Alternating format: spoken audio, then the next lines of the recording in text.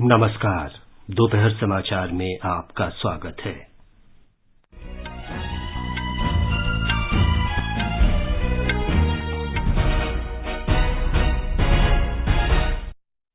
चीनी के निर्यात पर प्रतिबंध आज से लागू। उत्तर प्रदेश के मुख्यमंत्री योगी आदित्यनाथ ने अयोध्या में निर्माणाधीन राम मंदिर के गर्भगृह की आधारशिला रखी।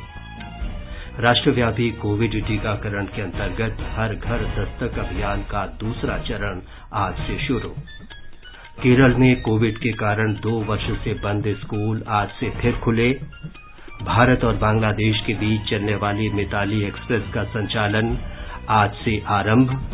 प्रसार भारती ने मोबाइल प्रसारण में 5G ब्रॉडबैंड तकनीकी पर नई दिल्ली में सम्मेलन का आयोजन किया। जकार्ता में एशिया कप हॉकी प्रतियोगिता में भारत कांस्य पदक के लिए आज जापान के साथ खेलेगा।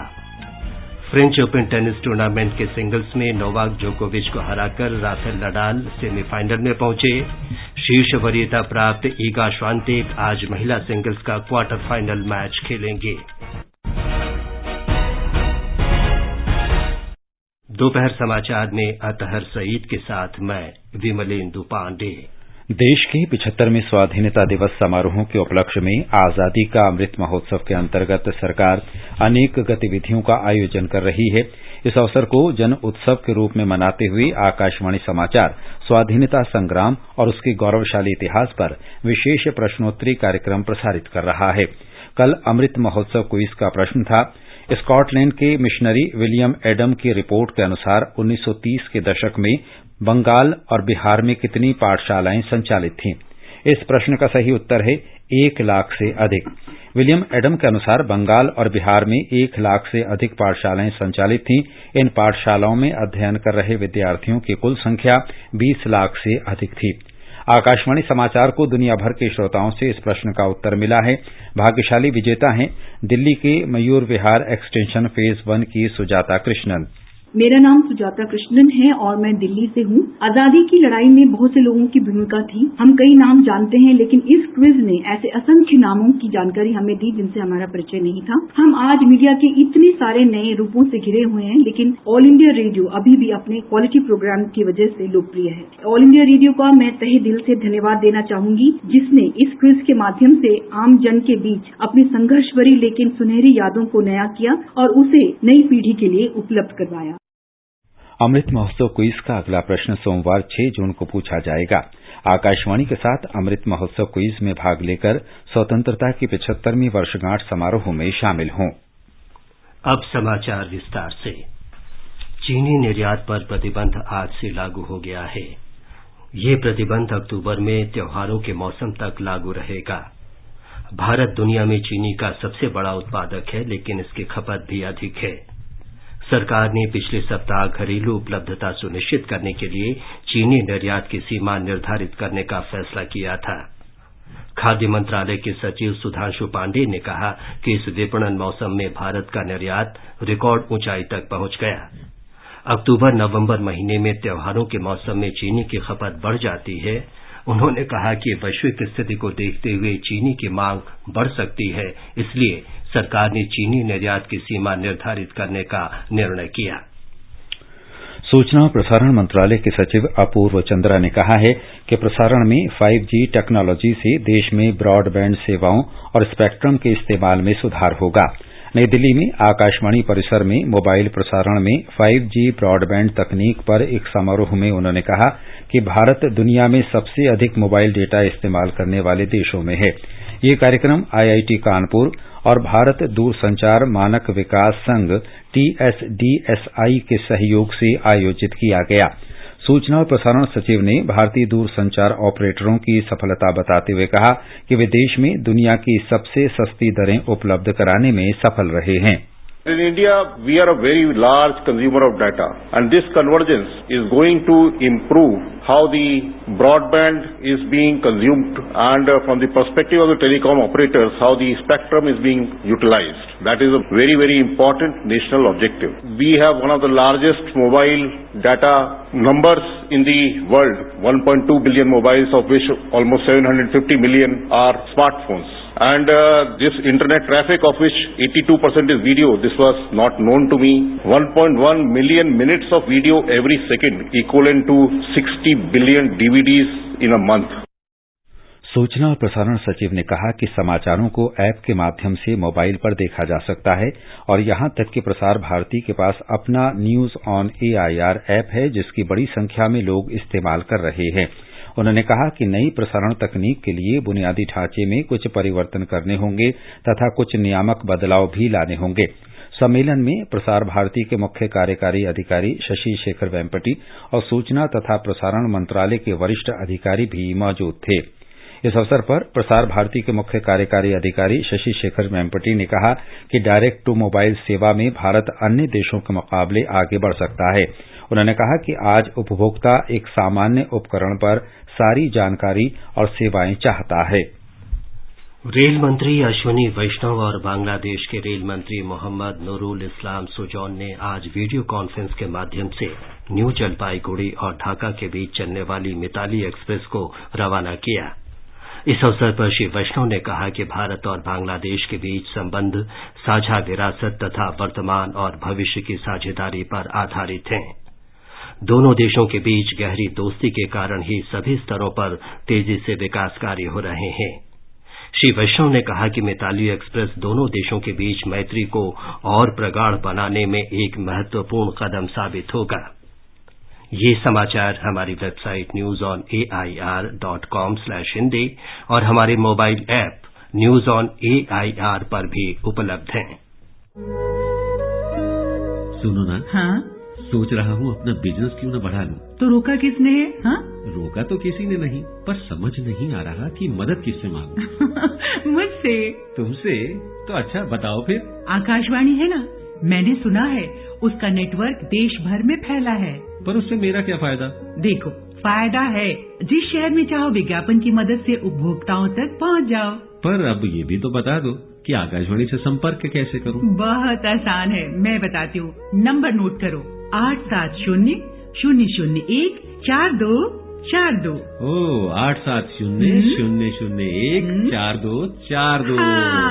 लो अभी फोन लगाता हूँ 870-001-4242 पर।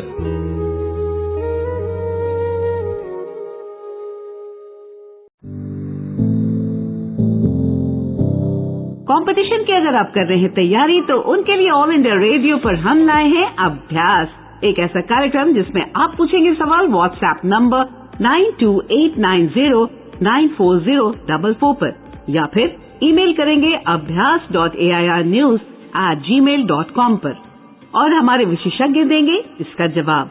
इस बार का विषय है एनवायरमेंट एंड क्लाइमेट चेंज और सवाल भेजने की अंतिम तारीख है 1 जून। आपका अभ्यास हमारा प्रयास।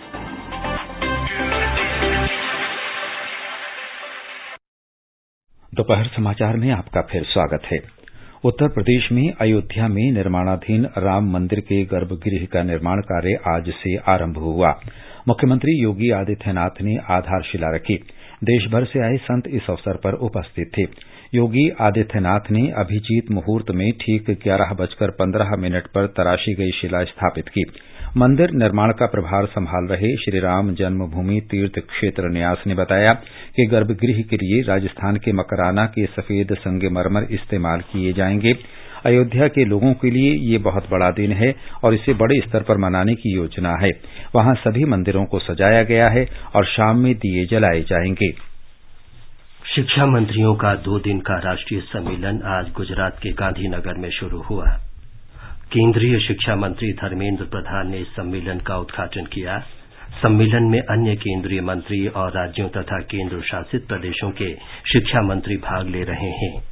इस अवसर पर श्री प्रधान ने कहा कि सम्मेलन में होने वाले विचार विमर्श से नई राष्ट्रीय शिक्षा नीति के दृष्टिकोण को लागू करने, इसे बढ़ाने और देश में शिक्षा अनुकूल तंत्र को मजबूत करने में मदद मिलेगी। भारतीय जनता पार्टी के वरिष्ठ नेता और केंद्रीय मंत्री स्मृति ईरानी ने दिल्ली सरकार के मंत्री सत्येंद्र जैन की गिरफ्तारी पर आम आदमी पार्टी की कड़ी आलोचना की। संवाददाताओं से बातचीत में श्रीमती ईरानी ने सवाल उठाया कि क्या ये सच है कि सत्येंद्र जैन ने 2016 में 16 करोड़ 39 लाख रुपए के मनी लॉन्ड्रिंग में शामिल होने की बात कही थी। भाजपा ने धन शोधन मामले में मुख्यमंत्री अरविंद केजरीवाल और प्रवर्तन निदेशालय द्वारा गिरफ्तार दिल्ली के स्वास्थ्य मंत्री सत्येंद्र जैन के इस्तीफे की मांग की है। इससे पहले दिल्ली के मुख्यमंत्री अरविंद केजरीवाल ने कहा था कि दिल्ली सरकार के मंत्री और आम आदमी पार्टी नेता सत्येंद्र जैन के खिलाफ मामले फर्जी हैं, क्योंकि उन्होंने स्वयं श्री जैन से जुड़े मामले का अध्ययन किया है। नरेंद्र मोदी सरकार ने पिछले 8 वर्षों के दौरान गरीबों के लिए सेवा, सुशासन और कल्याण के मंत्र पर कार्य किया। प्रधानमंत्री के नेतृत्व में केंद्र सरकार ने लोगों को सरल, निःशुल्क और सस्ती स्वास्थ्य सेवा के उद्देश्य से पिछले 8 वर्षों में कई बड़े प्रयास किए। इन प्रयासों में देश में कुशल तरीके से महामारी से निपटने में मदद मिली। एक रिपोर्ट। बीते 8 वर्षों के दौरान स्वास्थ्य के क्षेत्र में जो क्रांतिकारी प्रयास किए गए हैं, उससे न सिर्फ मौजूदा स्वास्थ्य सुविधाओं में इजाफा हुआ है, बल्कि भविष्य की स्वास्थ्य संबंधी चुनौतियों से निपटने के लिए भी एक मजबूत तंत्र विकसित हो रहा है। इसका उदाहरण दिखा कोविड महामारी के दौरान, जब देश इस बीमारी का डटकर मुकाबला कर सका। यह मुमकिन हुआ स्वास्थ्य सुविधाओं में निरंतर सुधार करने के प्रयासों के कारण। कोविड टेस्टिंग लैबों का विशाल तंत्र विकसित किया गया, पीपीई किट का निर्माण होने लगा, स्वदेशी टीकों का विकास किया गया। इसके अलावा कोरोना से मुकाबला करने के लिए 80 करोड़ से अधिक जरूरतमंदों को मुफ्त अनाज प्रधानमंत्री गरीब कल्याण अन्न योजना के तहत मुहैया कराया जा रहा है। आज देश में कोविड से बचाव के लिए विश्व के सबसे बड़े टीकाकरण अभियानों में से एक सफलतापूर्वक चलाया जा रहा है। अब तक 193 करोड़ से अधिक टीकों की खुराक लोगों को दी जा चुकी है। स्वास्थ्य के क्षेत्र में उठाए गए कदमों का नतीजा दिखने भी लगा है। देश भर में मातृ मृत्यु दर और शिशु मृत्यु दर में लगातार गिरावट दर्ज की जा रही है। इन बदलावों के बारे में बताते हुए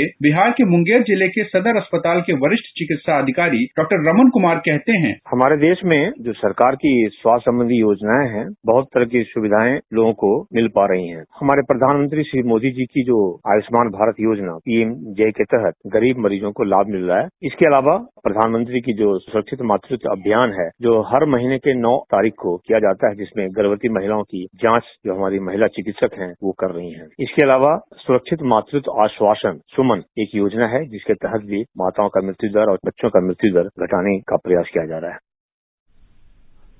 कोविड महामारी के कारण पिछले 2 वर्ष में अनेक लोगों को स्वास्थ्य, रोजगार और आजीविका संबंधी समस्याओं का सामना करना पड़ा है। इस अवधि में आम लोगों के लिए केंद्र सरकार द्वारा अनेक योजनाएं शुरू की गईं। आकाशवाणी समाचार से बातचीत में प्रयागराज से एक लाभार्थी श्याममणि पांडे ने अपने अनुभव बताए और महामारी से निपटने में केंद्र सरकार के प्रयासों की सराहना की। मेरा नाम श्याममणि पांडे है। मैं ग्राम बक्सेड़ा सिकंदरा का निवासी हूँ। मुझे कोरोना काल में दिक्कतों का सामना करना पड़ा। हमारे गांव प्रधान ने मुझको सहायता दिया और वहाँ पे जाकर जो हमारे गांव के कोटेदार थे वो उन्होंने भी मुझको राशन दिया बराबर हमको। कोरोना काल में मुझको दिक्कतें आई तो जैसे सिलेंडर कुछ फ्री मिल रहा था सरकार की योजना तरफ से, उससे थोड़ी मदद हो गई। प्रयागराज के रामनाथ को दिव्यांग होने के कारण कोविड के दौरान अनेक कठिनाइयों का सामना करना पड़ा। सरकार की योजना आ गया, हमारा सुनवाई हो गया, हमको रहने के लिए पहले घर मिल गया और खाने के लिए हमको सरकार जो है कम से कम हमारे पास कारण नहीं था, कारण बाद में बना था, मगर हमको 5-6 साल जो है राशन फुल हमको दिया। उसके बाद जो कोरोना लगा था, कोरोना में हमको फ्री राशन मिला, फ्री भोजन भी मिला, हमको बहुत सुविधा मिला। आगे बढ़ने से पहले मुख्य समाचारों पर एक नजर। चीनी के निर्यात पर प्रतिबंध आज से लागू। उत्तर प्रदेश के मुख्यमंत्री योगी आदित्यनाथ ने अयोध्या में निर्माणाधीन राम मंदिर के गर्भगृह की आधारशिला रखी। राष्ट्रव्यापी कोविड टीकाकरण के अंतर्गत हर घर दस्तक अभियान का दूसरा चरण आज से शुरू। केरल में कोविड के कारण 2 वर्ष से बंद स्कूल आज से फिर खुले। भारत और बांग्लादेश के बीच चलने वाली मिताली एक्सप्रेस का संचालन आज से आरंभ। प्रसार भारती ने मोबाइल प्रसारण में 5G ब्रॉडबैंड तकनीक पर नई दिल्ली में सम्मेलन का आयोजन किया। जकार्ता में एशिया कप हॉकी प्रतियोगिता में भारत कांस्य पदक के लिए आज जापान के साथ खेलेगा। फ्रेंच ओपन टेनिस टूर्नामेंट के सिंगल्स में नोवाक जोकोविच को हराकर राफेल नडाल सेमीफाइनल में पहुंचे। शीर्ष वरीयता प्राप्त ईगा श्वांतेक आज महिला सिंगल्स का क्वार्टर फाइनल मैच खेलेंगी। स्वास्थ्य मंत्रालय ने आज हर घर दस्तक अभियान के दूसरे चरण की शुरुआत की।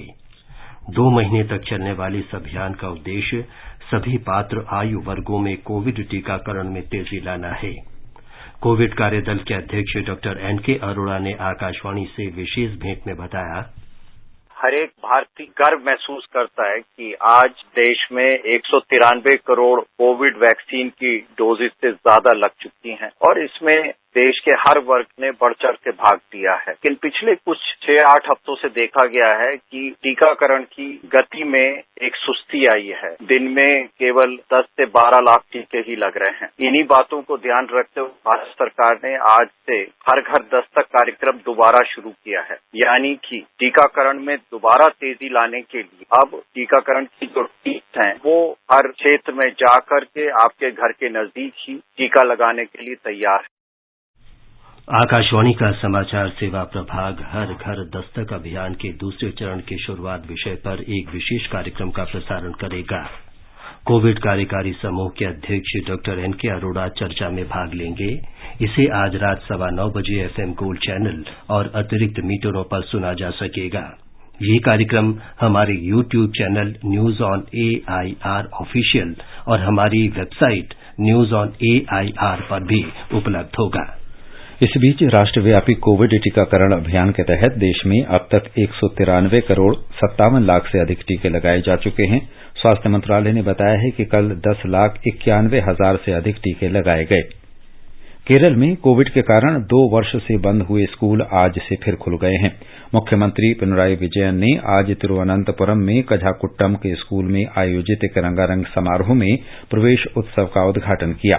स्कूलों को धर्मनिरपेक्षता का केंद्र बताते हुए श्री विजयन ने कहा कि उनकी सरकार ने महामारी के दौरान शिक्षा के क्षेत्र में कई कदम उठाए। शिक्षा मंत्री वी शिवनकुट्टी ने बताया कि कोविड से बचने के लिए छात्रों की सुरक्षा सुनिश्चित की जाएगी। राज्य के विभिन्न स्कूलों के स्कूलों में भी प्रवेश उत्सव मनाया जाएगा। मत्स्य पालन, पशुपालन और डेयरी मंत्री पुरुषोत्तम रूपाला ने भूमि और जल संरक्षण के लिए प्राकृतिक खेती के अभिनव तरीके अपनाने का आह्वान किया है। श्री रूपाला आज नई दिल्ली में आयोजित 75 उद्यमियों के सम्मेलन और 75 देशी पशुधन नस्लों की प्रदर्शनी के उद्घाटन सत्र को संबोधित कर रहे थे। उन्होंने कहा कि सरकार पशुपालन क्षेत्र के लोगों के हितों के लिए काम कर रही है। पंजाब पुलिस ने सिद्धू मूसेवाला हत्या मामले में उत्तराखंड के देहरादून से मनप्रीत सिंह को गिरफ्तार किया है। उसे उत्तराखंड के विशेष कार्यबल के संयुक्त अभियान के तहत गिरफ्तार कर मनसा की एक अदालत में पेश किया गया। अदालत ने उसे 5 दिन के पुलिस हिरासत में भेज दिया है। मनसा के पुलिस महानिरीक्षक पीके यादव ने गिरफ्तारी की पुष्टि करते हुए दावा किया कि संदिग्ध मनप्रीत सिंह ने सिद्धू मूसेवाला की हत्या में मुख्य भूमिका निभाई। 21 जून को 8वें अंतर्राष्ट्रीय योग दिवस पर लोगों की अधिकतम भागीदारी सुनिश्चित करने के लिए केंद्र शासित प्रदेश जम्मू कश्मीर में तैयारियां चल रही हैं। इस संबंध में लोगों को जागरूक करने के लिए आज से दक्षिण कश्मीर के कुलगाम जिले में योग शिविर का आयोजन किया जा रहा है। आकाशवाणी से बातचीत में जिले में आयुष के क्षेत्रीय अधिकारी अब्दुल रहमान राथेर ने लोगों से स्वस्थ जीवन के लिए योग अपनाने की अपील की। खुर्शीद साहब, आपको पता ही है, मैं आपके माध्यम से सब लोगों को ये बताना चाहता हूँ कि ये जो साल है ये आजादी का अमृत महोत्सव के तौर पर मनाया जा रहा है। इस सिलसिले में हमने बहुत पहले से ही योगा की तैयारी शुरू की है ताकि जो इंटरनेशनल डे योगा है 21 जून को उसको सक्सेसफुल बनाया जाए। ऑनरेबल प्राइम मिनिस्टर ने इसके लिए जो थीम रखा है योगा फॉर ह्यूमैनिटी, पहले हम ये कहना चाहते हैं आवाम से कि हम आइकॉनिक जो योगा कैंपस करने जा रहे हैं कम से कम 21 से पहले 7 जो हम पुलिस के साथ इंशाल्लाह करने जा रहे हैं। कुलगाम जिले के बुगाम गांव के निवासी आरिफ अय्यूब पिछले कुछ वर्षों से योग कर रहे हैं। उन्होंने लोगों से योग करने का आग्रह किया। आजकल हर घर में बीमारियां बढ़ती जा रही हैं। हर घर में दवाइयां बढ़ती जा रही हैं। जो नॉन कम्युनिकेबल डिजीज है जिसमें शुगर है, ओबेसिटी है, लिपिड प्रोफाइल ज्यादा आता है, कोलेस्ट्रॉल ज्यादा आता है, मोटापा ज्यादा है, ब्लड प्रेशर है, इन सब चीजों का मुझे लगता है दवाई से बेहतर सबसे ज्यादा चीज जो है वो है योगा। क्योंकि हम लोग इन चीजों पे कंट्रोल करेंगे बल्कि एक नॉर्मल जिंदगी आराम से गुजार सकते हैं जहाँ पे हमें दवाइयों की जरूरत नहीं पड़ेगी। आजादी के अमृत महोत्सव के हिस्से के रूप में आकाशवाणी समाचार स्वतंत्रता आंदोलन से संबंधित 75 कड़ियों का कार्यक्रम निशान प्रसारित कर रहा है। इसका प्रसारण प्रत्येक बुधवार को परिक्रमा में शाम 4:45 पर किया जाता है।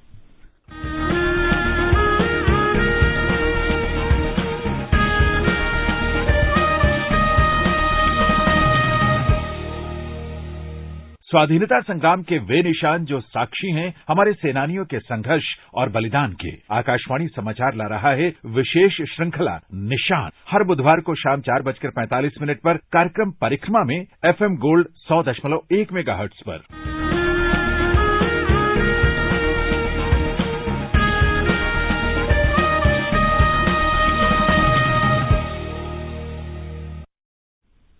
आजादी के अमृत महोत्सव के अंतर्गत आइए अब सुनते हैं आकाशवाणी की विशेष प्रस्तुति आजादी का सफर।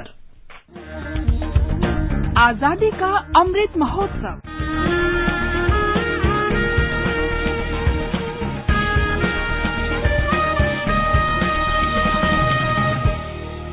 आजादी का सफर आकाशवाणी समाचार के संग भारत का गौरवशाली स्वतंत्रता संघर्ष आधुनिक विश्व के महानतम स्वाधीनता संघर्षों में से एक है। आकाशवाणी से हम आपके लिए प्रत्येक दिन प्रस्तुत कर रहे हैं इसी संघर्ष की एक झलक।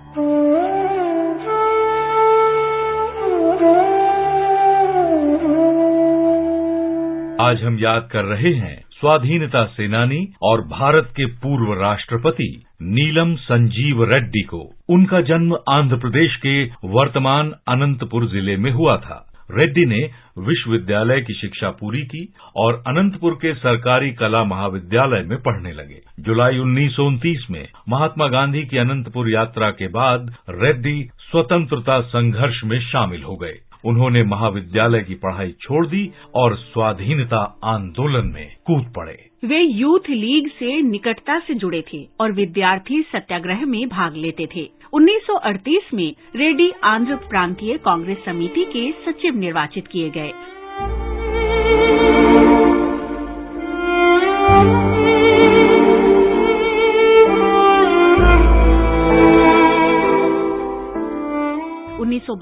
में भारत छोड़ो आंदोलन के समय रेड्डी को गिरफ्तार किया गया और अमरावती कारागार भेज दिया गया। कारागार में उन्होंने स्वतंत्रता सेनानियों टी प्रकाशम, एस सत्यमूर्ति, के कामराज और वीवी गिरी के साथ सजा काटी। रेड्डी 1945 में रिहा किए गए। 1946 में मद्रास विधानसभा के लिए निर्वाचित हुए। 1953 में वो आंध्र राज्य के उप मुख्यमंत्री बने और फिर 1956 में आंध्र प्रदेश के प्रथम मुख्यमंत्री बने। उन्होंने 1964 से 1967 तक कैबिनेट मंत्री के रूप में कार्य किया और 1967 से 1969 तक लोकसभा के अध्यक्ष रहे। रेड्डी 1977 में भी सांसद चुने गए जब वे लोकसभा अध्यक्ष रहे। उसके 3 महीने बाद नीलम संजीव रेड्डी निर्विरोध भारत के 6ठे राष्ट्रपति बने।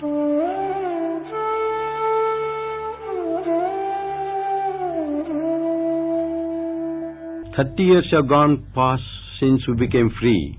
The events of the recent past have proved the maturity of thought and action by the millions of our toiling countrymen who have confirmed our belief in the democratic way of life. Today we can hold our heads high as the world's largest democracy. And if the democratic way of life is to last, we must look inwards and examine our thoughts and actions.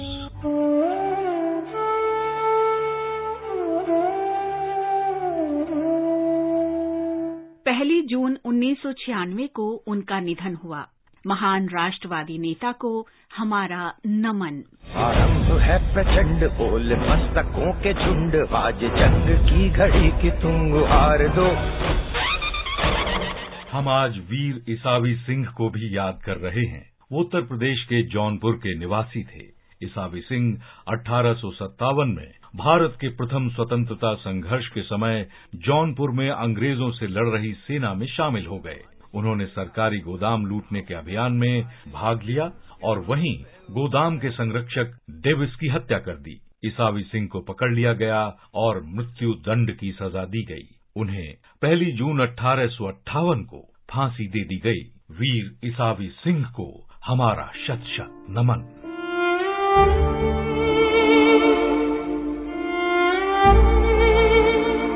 हम आज आज वीर त्रिलोकीनाथ गुचैत का भी स्मरण कर रहे हैं। वे पश्चिम बंगाल के मेदिनीपुर जिले के निवासी थे। उन्होंने सविनय अवज्ञा आंदोलन के समय कोई कर नहीं अभियान में भाग लिया था। 1 जून 1930 को पुलिस की गोली लगने से उनकी मृत्यु हुई। उनको शत शत नमन।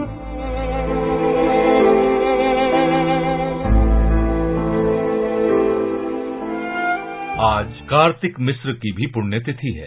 उनका निधन 1 जून 1930 को हुआ था। कार्तिक बंगाल के सेरामपुर गांव के निवासी थे। विद्यार्थी जीवन में ही वो सत्याग्रह में शामिल हो गए। 1 जून 1930 को नमक सत्याग्रह के समय प्रताप दिघी में पुलिस लूट और आक्रमण का समाचार सुना तो अत्याचार के विरोध में कार्तिक के साथ 200 लोग प्रदर्शन के लिए एकत्र हो गए। पुलिस ने अंधाधुंध गोलीबारी शुरू कर दी। गोलीबारी में 2 लोग मारे गए और अनेक घायल हुए। मृतकों में कार्तिक भी थे। धरती माँ के वीर सपूत को हमारी भावभीनी श्रद्धांजलि। आजादी का सफर आकाशवाणी समाचार की संग श्रृंखला की आज की कड़ी में बस इतना ही। कल फिर मिलेंगे नई कड़ी के साथ।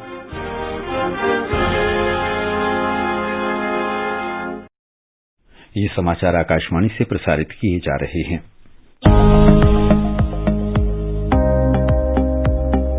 सिनेमा प्रेमी हो जाओ तैयार, आया है फिल्मों का त्योहार। 29 मई से 4 जून तक लगातार सपनों का शहर लाया आपके लिए उपहार। देखिए Mumbai international film festival online भी ऑफलाइन भी। पंजीकरण कराएं www.miff.in पर।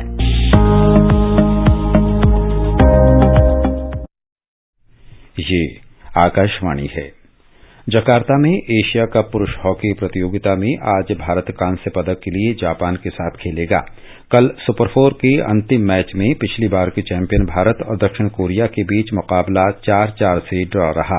फाइनल में आज दक्षिण कोरिया का मुकाबला मलेशिया से होगा। 13 बार के चैंपियन स्पेन के Rafael Nadal French open tennis tournament के सिंगल्स के सेमीफाइनल में पहुंच गए हैं।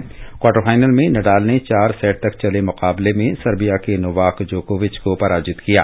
सेमीफाइनल में नडाल का मुकाबला जर्मनी के अलेक्जेंडर ज़वेरेव से होगा। महिला सिंगल्स में आज शीर्ष वरीयता प्राप्त ईगा श्वांतेक का मुकाबला 11वीं वरीयता प्राप्त जेसिका पेगुला से होगा। आज विश्व दुग्ध दिवस है।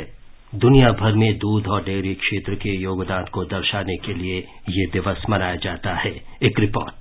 आज विश्व दुग्ध दिवस है। हमारे जीवन में दूध के महत्व को पहचानने और दुनिया में डेयरी उद्योग की सफलता को उजागर करने के लिए दिन मनाया जाता है। दूध कई खनिज पदार्थों और पौष्टिक तत्वों का एक समृद्ध स्रोत है। इसमें vitamin D, calcium, potassium, magnesium और ढेर सारे फोलेट के पौष्टिक तत्व मौजूद हैं। इसके सेवन से हड्डियां मजबूत होती हैं और हृदय रोग का जोखिम कम हो जाता है। डेयरी क्षेत्र महत्वपूर्ण है क्योंकि ये न केवल बड़ी संख्या में लोगों को भोजन प्रदान करता है बल्कि कई लोगों की आजीविका का साधन भी है। समाचार कक्ष से अफरोज आलम। केके के नाम से लोकप्रिय पार्श्व गायक कृष्ण कुमार कुन्नत का निधन हो गया है। वे 53 वर्ष के थे। कृष्ण कुमार कुन्नत को संगीतकार AR रहमान ने तमिल फिल्म कडल देसम में पहली बार गीत गाने का अवसर दिया। और अब एक नजर आज के मौसम पर। राष्ट्रीय राजधानी में आंशिक रूप से बादल छाए रहेंगे। मुंबई, कोलकाता और चेन्नई में भी बादल छाए रहेंगे। श्रीनगर, लेह, गिलगित और मुजफ्फराबाद में आंशिक रूप से बादल छाए रहेंगे। अंत में मुख्य समाचार एक बार फिर। चीनी के निर्यात पर प्रतिबंध आज से लागू। उत्तर प्रदेश के मुख्यमंत्री योगी आदित्यनाथ ने अयोध्या में निर्माणाधीन राम मंदिर के गर्भगृह की आधारशिला रखी। राष्ट्रव्यापी कोविड टीकाकरण के अंतर्गत हर घर दस्तक अभियान का दूसरा चरण आज से शुरू। केरल में कोविड के कारण 2 वर्ष से बंद स्कूल आज से फिर खुले। भारत और बांग्लादेश के बीच चलने वाली मिताली एक्सप्रेस का संचालन आज से आरंभ। प्रसार भारती ने मोबाइल प्रसारण में 5G ब्रॉडबैंड तकनीकी पर नई दिल्ली में सम्मेलन का आयोजन किया। जकार्ता में एशिया कप हॉकी प्रतियोगिता में भारत कांस्य पदक के लिए आज जापान के साथ खेलेगा।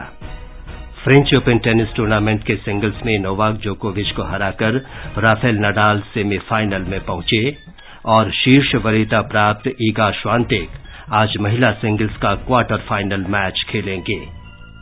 इसके साथ ही दोपहर समाचार का ये अंक समाप्त हुआ। नमस्कार।